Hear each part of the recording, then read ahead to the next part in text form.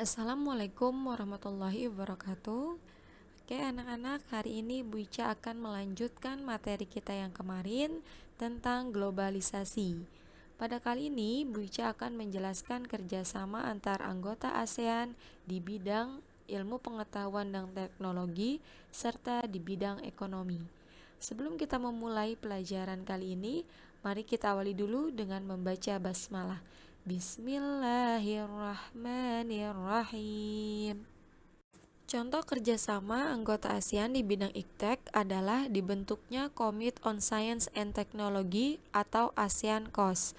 Nah, tujuannya yaitu untuk meningkatkan kemampuan para tenaga ahli ASEAN serta mampu mengembangkan semua aspek pada bidang teknologi, penelitian dan pengembangan atau disingkat dengan STI, Science, Technology, and Innovation. Nah, dari ASEAN COS ini dibentuklah pusat-pusat penelitian. Di antaranya yang pertama, Biotrop, yaitu Regional Center for Tropical Biology, yaitu pusat penelitian biologi yang berada di Bogor.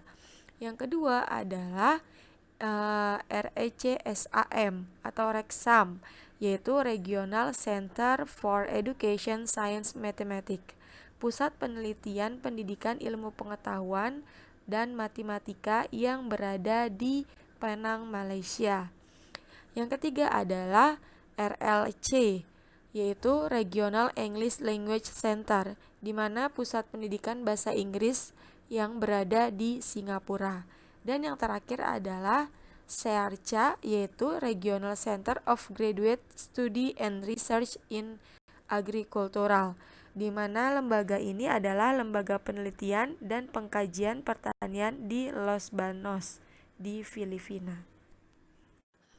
Peran Indonesia dalam kerjasama di bidang ilmu pengetahuan dan teknologi. Yang pertama, Indonesia mengirim guru, dosen, dan tenaga ahli ke Malaysia pada tahun 1970. Yang kedua, menjadi peserta dan tuan rumah dalam penyelenggaraan kompetisi robotik. Kemudian melakukan transfer teknologi ataupun kerjasama riset. Yang keempat, berkontribusi dalam mendukung kegiatan dan jalinan kerjasama riset. Yang kelima adalah menyelenggarakan serta menjadi peserta Olimpiade Matematika dan Sains.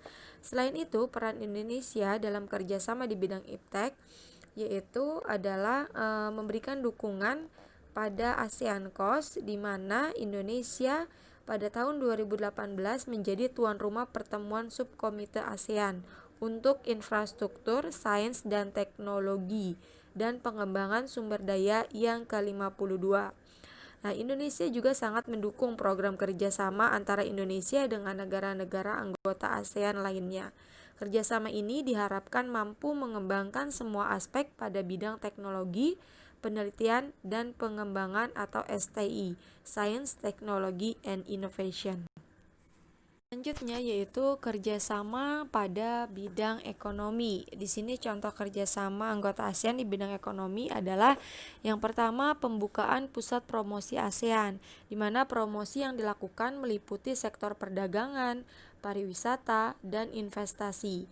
Nah, pembukaan pusat promosi ASEAN dilakukan di Jepang dengan tujuan untuk melakukan peningkatan kegiatan ekspor dari negara-negara ASEAN ke Jepang dan juga meningkatkan jumlah investor Jepang bagi negara-negara ASEAN. Yang kedua yaitu penyediaan cadangan pangan.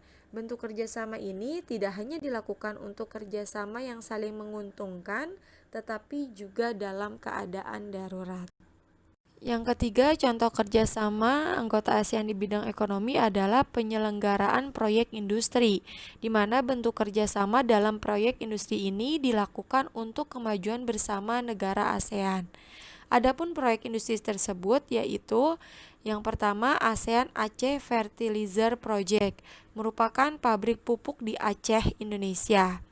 Yang kedua, ASEAN Urea Project, yang merupakan pabrik pupuk urea di Malaysia. Yang ketiga, ASEAN Copper Fabrication Project, yang merupakan pabrik industri di Filipina. Yang keempat, ASEAN Vaccine Project, yang merupakan vaksin di Singapura. Nah, yang terakhir adalah Rock Salt Soda Ash Project atau pabrik abu soda yang berada di Thailand.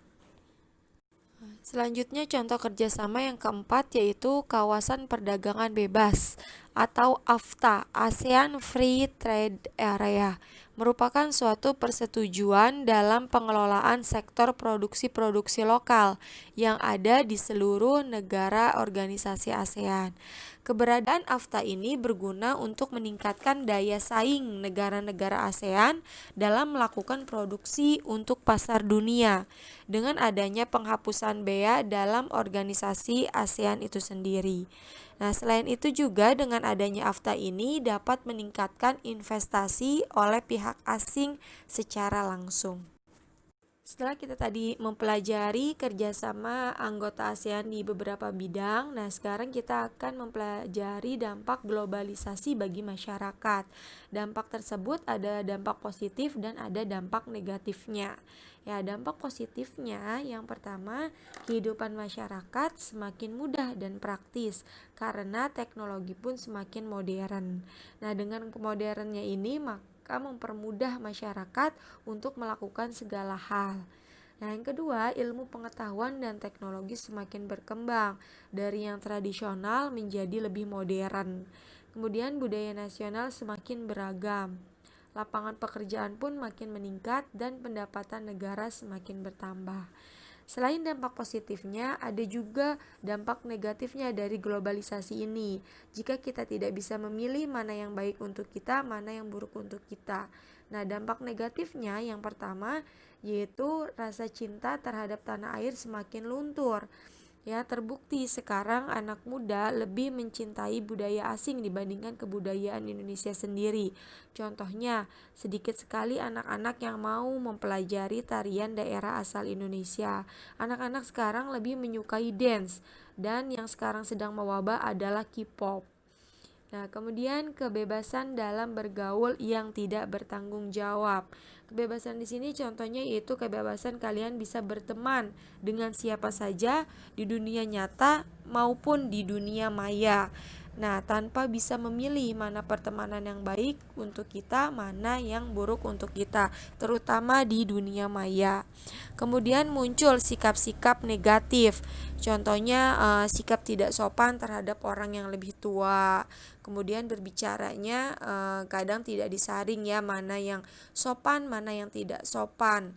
Ya, mana yang baik untuk dibicarakan, mana yang tidak baik untuk dibicarakan. Kemudian lingkungan menjadi rusak. Dan yang terakhir adalah tidak sedikit industri dalam negeri yang gulung tikar karena sekarang anak-anak muda lebih mencintai produk luar negeri. Padahal kita sebagai warga Indonesia pun harus mencintai produk dalam negeri, dan produk dalam negeri itu pun tidak kalah bersaing dengan produk luar negeri yang sama-sama berkualitas. Selanjutnya yaitu sikap kita dalam menghadapi era globalisasi ini. Nah, agar siap menghadapi globalisasi, maka masyarakat hendaknya harus memiliki beberapa sikap. Yang pertama, menyeleksi budaya asing yang masuk. Jadi tidak semua budaya asing yang masuk ke Indonesia kita ikuti, tapi kita pilih dulu mana kira-kira yang baik untuk kita, mana yang tidak baik untuk kita tinggalkan.